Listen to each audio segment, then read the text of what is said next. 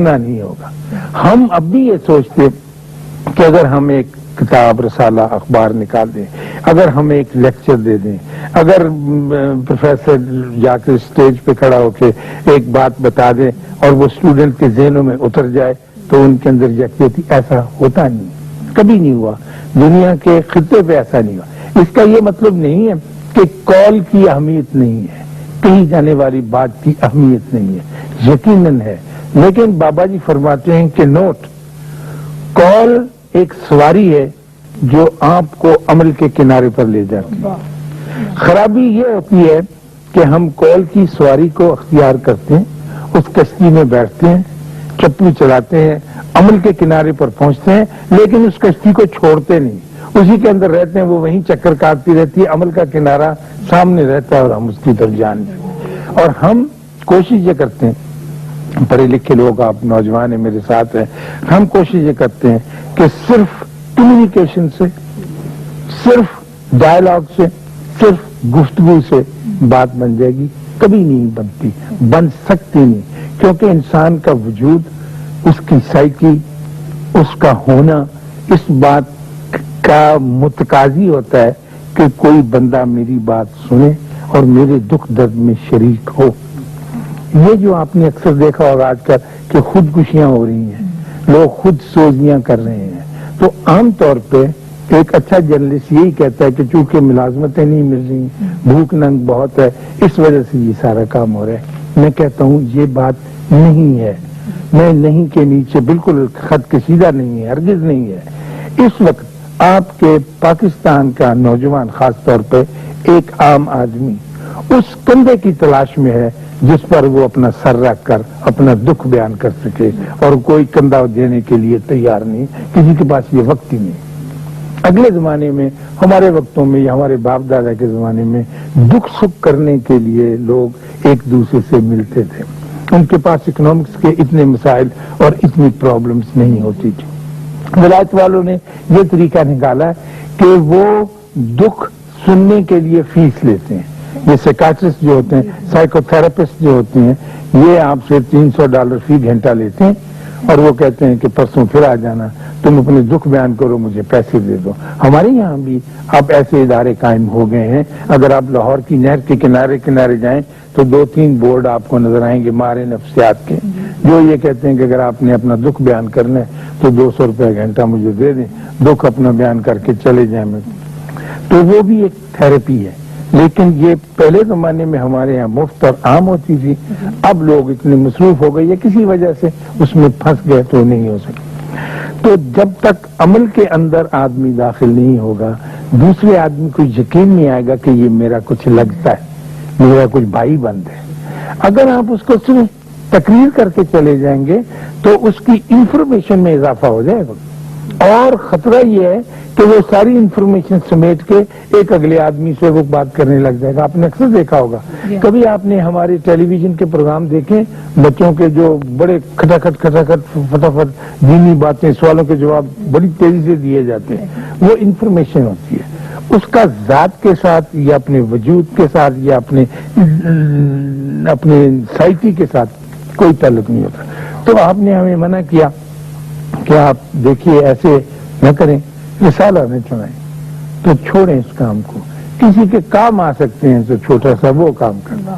تو میں نے کہا جی اب کام, میں تو اتنا پڑھا لکھا آدمی, جب میں بہت نوجوان تھا سوٹ پہنتا تھا 3 پیس اور سونے کی پن لگاتا تھا ٹائی میں, میں نے کہا جی میں کسی کے کیا کام آ سکتا ہوں, میں تو ایک معزز آدمی ہوں, پروفیسر آدمی ہوں. کہنے لگے نہیں آپ یقیناً کام آ سکتے ہیں.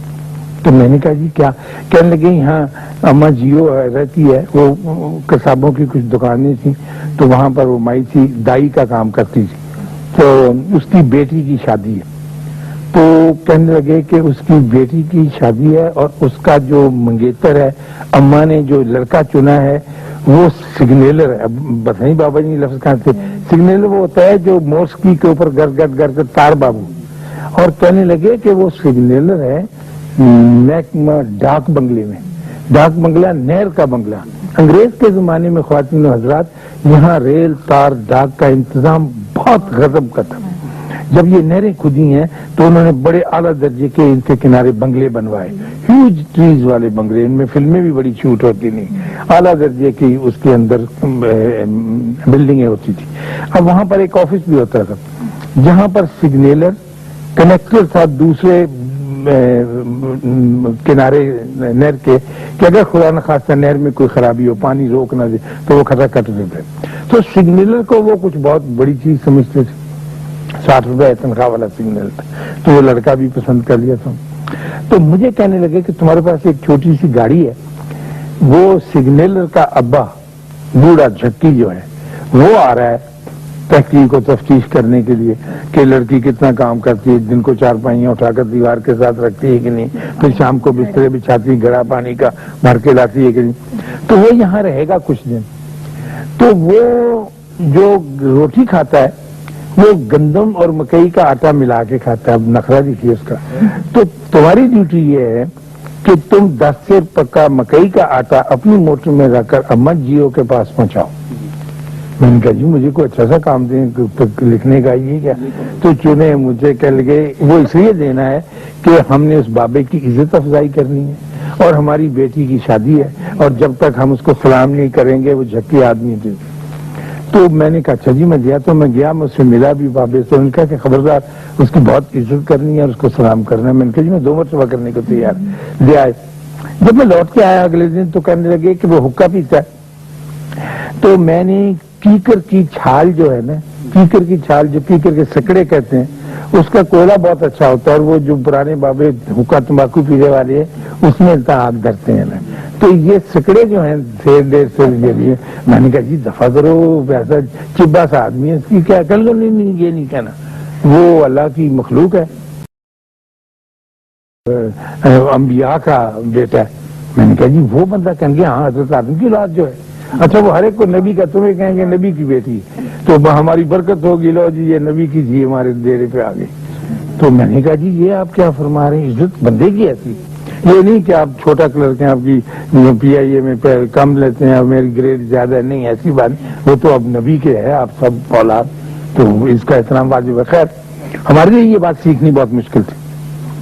تو جب انہوں نے یہ کام ڈیوٹی لگائی اور ہم بہت روئے پیٹے کہ رسالہ چلنے سے رہ گیا، تو اب پھر میرے اوپر ایک کیفیت وارد ہوئی۔ امریکہ سے کوئی صاحب آئے، انہوں نے مجھے ٹیلی فون کیا کہ اشفاق صاحب میں پتہ نہیں کتنے $ملین 21 برس امریکہ میں رہنے کے بعد کما کر لایا ہوں، اور انہوں نے اسلام آباد میں کچھ کام شروع کیا اسلام کی یکجہتی اور ملک کی خدمت کرنے کے لیے، تو آپ آئیں۔ میں نے کہا نہیں آپ جو بھی کریں گے ٹھیک ہوگا، میں آپ کی خدمت میں حاضر ہو کے کیا کروں گا، میں آپ کو کوئی اچھا سجھاؤ نہیں دے سکتا۔ کہنے لگے نہیں آپ ضرور ہیں۔ تو میں نے ٹیلی فون پر ان سے کہا کہ دیکھیے آپ ایک بہت ساری بلڈنگ بنائیں گے، پھر اس کے اندر ایک سیکشن رکھیں گے جس میں آپ درس قرآن شروع کریں گے، پھر تجوید کا رکھیں گے، پھر آپ قرأت سکھائیں گے، بس یہی چیزیں ہوں گی، تو یہ آپ کرتے رہیں، اچھی بات ہے اور اس میں، لیکن وہ جو آپ کی آرزو ہے کہ لوگ جو ہیں وہ ایک جماعت کا رخ اختیار کریں، تو وہ تو عملاً ہونے سے کام ہوگا، رسالہ چھاپنے سے نہیں ہوگا۔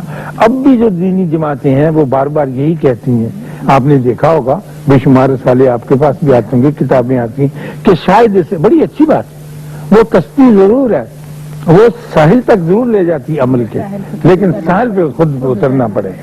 تو اب ہمارے لیے یہ بات بڑی مشکل ہوگی کہ یہ کیسے کریں کہ ہم اس کو چھوڑ کر عمل کی طرف رکھ۔ وہ کہتے ہیں کہ اگر یونٹی چاہتے ہیں آپ اور آپ اتحاد چاہتے ہیں تو پھر آپ کو عمل کے اندر داخل ہونا پڑے گا، ایسے کام نہیں بنے گا۔ ایک مرتبہ میں ہم جا رہے تھے، بڑی دیر کی بات ہے، یہ جوہر آباد، تو لاری جا رہی تھی جوہر آباد، بس چکا تھا، تو میرے ساتھ لاری میں ایک اور اچھے معزز آدمی کو پرانی وضع کے ریٹائرڈ تھے، تو گرمی بہت تھی، انہوں نے پگڑی رکھی ہوئی تھی اپنی گود میں، ہوا آ رہی تھی چلے، تو ایک کوئی خاص علاقہ آیا تو انہوں نے پگڑی اٹھا کر سر پہ رکھ لی اور ادب سے بیٹھ گئے۔ تو میں متجسس آدمی کیوریس، میں نے کہا جی یہاں کسی بزرگ کا مزار ہے؟ کہنے لگے نہیں۔ میں نے کہا جی کوئی درگاہ ہے کوئی یہاں؟ کہنے لگے نہیں۔ میں نے کہا معاف کیجیے گا، میں نے یہ دیکھا ہے کہ آپ نے گود سے اٹھا کر پگڑی جو ہے سر پہ رکھ لی ہے، تو بعد میں ہو کے بیٹھ گئے، تو اس کی کوئی وجہ ہوگی؟ کہنے کی بات یہ ہے کہ میں اس علاقے کا واقف ہوں، یہاں ڈیزرٹ تھا اور ریت تھی اور کچھ بھی نہیں تھا، تو تو جب یہ زمینیں حکومت نے سوچا کہ اس میں مزرعہ کو کھیتی اگائی جائے مہربانی، تو لوگ آتے نہیں تھے، تو ایک آدمی آیا، اس نے آ کر جھونپڑا بنایا اور جھونپڑا بنا کر یہاں پانی کی تلاش میں اپنی وہ ٹیوب ویل وغیرہ سنک کرنے کی کوشش کی. یہاں اس نے ایک جگہ لے کے مربع زمین، وہ پہلا آدمی تھا جس نے یہاں سبزہ اگایا، جس نے عملی صورت میں اس زمین کو ہریالی بخشی. تو میں جب بھی یہاں سے پتہ نہیں وہ آدمی کہاں ہے، تو میں اس کے احترام میں یہ پگڑی اٹھا کے رکھ لی. دیکھیے یہ ایسی چیزیں ہیں جو ہماری زندگی کو پر عجیب طرح سے اثر انداز ہے. اور اگر آپ اپنی بالکل آنکھیں کھلی رکھیں، ماشاءاللہ آپ کھلی رکھتے ہیں ارکان بھی، تو آپ کو ارد گرد اتنی کہانیاں ملیں گی جس کے اوپر آپ نے اس سے پہلے توجہ نہیں دی ہوگی. ہمارے استاد تھے پروفیسر صوفی غلام مسعود تبسم صاحب، تو ہم سیانے تھے، میں 5th میں پڑھتا تھا. تو ان کی ایک عادت تھی کہ جب کسی کی شادی ہوتی تھی نا لڑکی گھر والوں کی، تو ان کے گھر جا کے بارات کا کھانا کھلانے کا بندوبست ان کے سر پہ ہوتا تھا.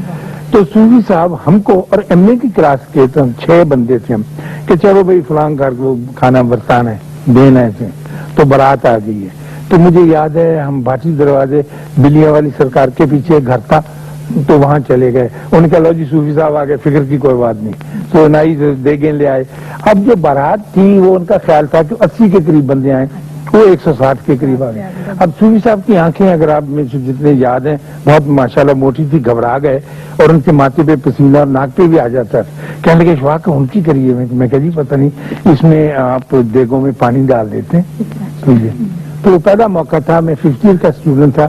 انہوں نے ایک تھپڑ مارا مجھے زور سے، کہیں گے بیوقوف آدمی، اس میں پانی اور ڈال کے مرنا ہے، وہ تو فٹ ختم ہو جائے گا. اس میں گھی کا پیپا ایک اور ڈالنا ہے، وہ گاڑھا ہو جائے گا نا تو کھائے کچھ بدن کیا ہوتا ہے.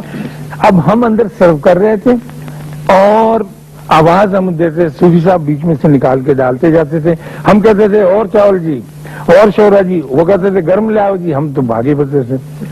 اب آخر کی کیفیت یہ آ گئی کہ دیگیں ختم ہو گئی تھی اور ان کا چہرہ دیکھنے والا تھا، وہ کانپ رہے تھے کہ اگر کسی نے اندر سے پھر کہہ دیا کہ اور کاپ بھیجیں تو ان کے پاس دینے کے لیے صرف ایک رہ گئی تھی، لیکن وہ ڈرے ہوئے تھے. جب وہ خوفزدہ تھے تو اندر سے آواز آئی باس.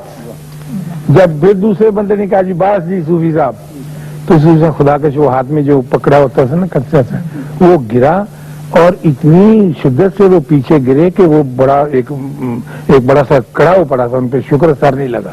تو ہم نے اٹھا کے ان کو بستر پہ رکھا، ٹانگیں مٹھیاں دبائیں، پاؤں دبائے، تب تیلی مالش کی، اٹھ کے بیٹھ گئے.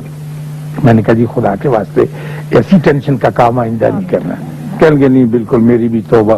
تو یہ وہاں سے ہم چل پڑے، پیچھے پیچھے ہم شاگرد، آگے آگے صوفی صاحب. کوئی 15-20 گز سے زیادہ تھا گئے ہوں گے کہ ایک مائی باہر نکلی. کہنے لگا غلام مصطفیٰ میں لفظی فردیسن پہ ان کا تاریخ رکھ دیتی ہے 13 پادوں کی کافی. تو سامان ہے دادا سے.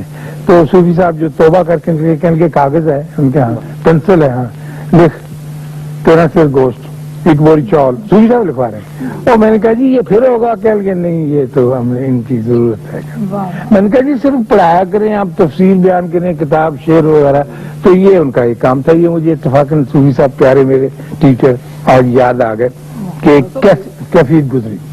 تو یہ جو عمل کی دنیا ہے اس میں داخل ہونا ضروری ہے. بابے یہ کہتے ہیں، لیکن عالم لوگ، پڑھے لکھے لوگ، پروفیسر لوگ، میرے جیسے بات کرنے والے، ایڈیٹوریل لکھنے والے، وہ کہتے ہیں کہ نہیں، گفتگو اگر ہوتی رہے، اگر اس طرح کا مواد چھپتا رہے تو لوگ ایک دوسرے کے قریب آ جائیں گے. جب میں بہت تنگ آ جاتا تھا، کبھی لاڈ میں ہوتا تھا، تو میں پوچھتا تھا ان سے کہ بابا جی یہ بتائیں کہ دین کیا ہوتا ہے، اسلام کیا ہوتا ہے، مومن کیا ہوتا ہے. تو میں نے اس دن پوچھا ان سے، میں نے کہا جی بابا جی یہ بتائیں کہ مسلمان کون ہوتا ہے. کہنے لگے مسلمان وہ ہوتا ہے جس کا دل صاف ہو اور ہاتھ گندے ہو. میں نے کہا جی، میں نے کہا جی پھر کہیے. انہوں نے کہا نوٹ، مسلمان وہ ہوتا ہے جس کا دل صاف ہو اور ہاتھ گندے ہوں. میں نے کہا حضور یہ بات میری سمجھ میں آئی. کہنے لگا جو بھائیوں کے کام کرتا رہے گا اس کے ہاتھ تو گندے ہوں گے، جو آرام سے بیٹھا ہوگا دستانے پہن کے اس کا تو کچھ نہیں خراب ہونا ہے۔ تو مسلمان وہ ہوتا ہے جو اس کے گارا لگانا ہے، اس کی اینٹ اٹھا کے دینی ہے، اس کے لیے لکڑیاں لانی ہے، اس کو روتا ہے اس کے آنسو پہنچنے ہیں، وہ ہوتا ہے اس کے ہاتھ۔ تو ہمیں تو ایسی ڈیفینیشن کسی کتاب میں نہیں ملتی ہے۔ یہ ان کے پاس بیٹھنے سے اور ان کی خدمت میں حاضر ہونے سے آپ نے جو پوچھا تھا، یہ ایسی چیزیں ملتی۔ تو اب عمل میں داخل ہونے کے لیے کیا کچھ کیا جائے، کیسے کیا جائے، یہ بڑا مشکل کام ہے، کیونکہ گفتگو بڑی آسان ہے۔ ہمارے ایک دوست ہے آسن صاحب، ٹیلی کمیونیکیشن کے چیف انجینئر ہیں، وہ کہتے ہیں کہ جتنی بھی فورن کالز ہوتی ہیں وہ ان کے قریب سے گزرتی ہیں تو اکثر کہنے لگے کہ اکثر یہ ہوتا ہے اچھا اور سناؤ کی حال ہے، اور سناؤ کی حال، یہی کہتا تھا آدمی، یا زیادہ سے زیادہ موسم کا حال پوچھتا ہے۔ تو کہنے لگے اگر ان ٹرنک کالز میں سے، لانگ ڈسٹینس کالز میں سے اور سناؤ کی حال ہے تو جمع کیا جائے، وہ کہتے ہیں جمع کیا جائے اور جتنا ٹائم وہ بنتا ہے اس ٹائم کے اندر 3.5 میل لمبی نہر کھودی جا سکتی ہے۔ وہ عمل میں ٹرانسلیٹ کر رہے ہیں نا اس کو۔ تو اب یہ فیصلہ کرنا آپ کے اختیار میں ہے کہ آپ نے دین کو کس حساب سے اختیار کرنا ہے۔ بابے تو یہ کہتے ہیں کہ کسی کے دکھ درد میں شریک ہو اور اپنے ہاتھ سوائل کرو، گندے رکھو اور دل اپنا صاف ستھرا رکھو، پھر تو مزہ ہے، پھر تو یونٹی ہوگی، کہے بغیر لکھے بغیر۔ یہ مسلمانوں کو کیا ہو گیا کہ آپس میں ملتے نہیں ہیں، یہ کیا ہو گیا؟ یہ کرنے سے ہوتا ہے اور ان کے قریب جانے سے ہوتا ہے، ان کے دکھ درد کی کہانی سننے سے ہوتا ہے۔ نہ بھی کچھ کر سکے تو ایک کان ضرور ان کے ساتھ لگا کر بیٹھے، ان کو بڑی ضرورت ہے، سارے اس بات کے لیے تقاضا کر رہے ہیں کہ آئیں اور ہمارے پاس بیٹھیں۔ اللہ تعالیٰ آپ سب کو آسانیاں عطا فرمائے۔